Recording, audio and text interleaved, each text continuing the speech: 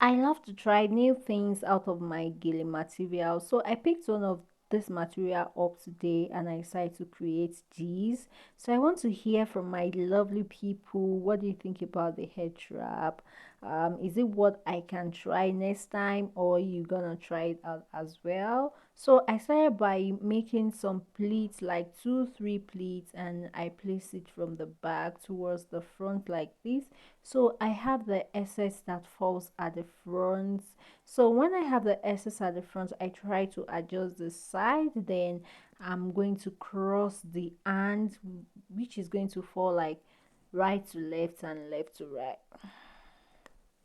So after this process, I'll pick one part or lay it down and use office pin to secure it, since I'm the only one working with this material. What I do to the first part, I'll repeat to the other parts. So after pinning both down, I'll pick one up like this and I'm going to use it to form a rose. You know how we form it now. Just take it, nothing serious, just take it roughly and take it round.